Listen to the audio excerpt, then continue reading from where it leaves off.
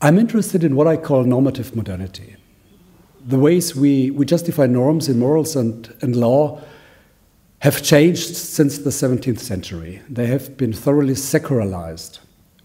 They revolve around the notions of an egalitarian normative individualism. That means revolve around the idea of equal liberty for everyone. At the same time, our expectations for justification have changed.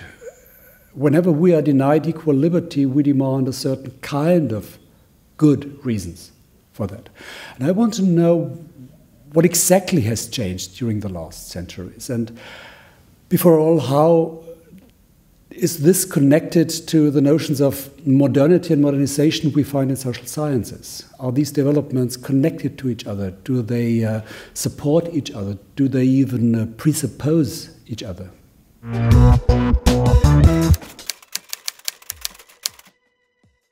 In the final analysis, I think Homo sapiens is not a very intelligent species. The capability of humankind for self-organization seems to be quite restricted. But we did learn some things historically, and we did store these things in institutions, especially in the law. Immanuel Kant suggested that if there is such a thing as progress for humankind, this progress has its objective in the construction of a legal order based on equal freedom and equal respect. And I think that this idea is as good as it was in the 18th century and still worthwhile fighting for.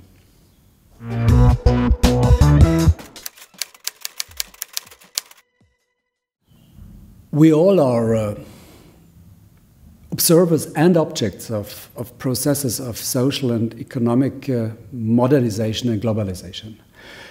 And if we want to at least try to steer and control these processes, at least partly, we do need forms, arguments, and forms of justification which are appropriate to the object. So normative modernity has to be on a par with modernity per se, with economic and social modernity. So the question is, which are the normative resources the liberal and democratic state today can resort to? We got all kinds of problems, but what about the tools to solve them? And can religion be part of the solution, or will it keep being part of the problems?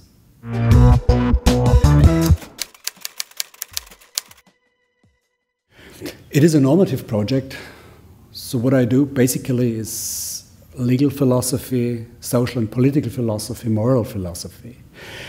On the other hand, I do a lot of social sciences because I have to know what is this phenomenon, modernity, if you look at it through the lenses of sociology, for example.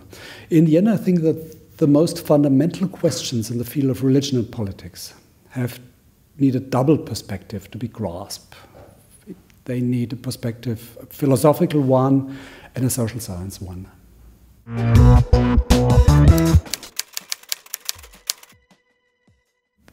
I just can give one example. The last question we dealt with in our project was the question of how exactly does it look when the logic of equal liberty clashes with forms of discrimination based on religious arguments or on arguments about the natural order of things. How does detraditionalization work? We can see that quite clearly if you look at the law of homosexuality and the question of equal marriage, which have changed so enormously during the last 2 decades.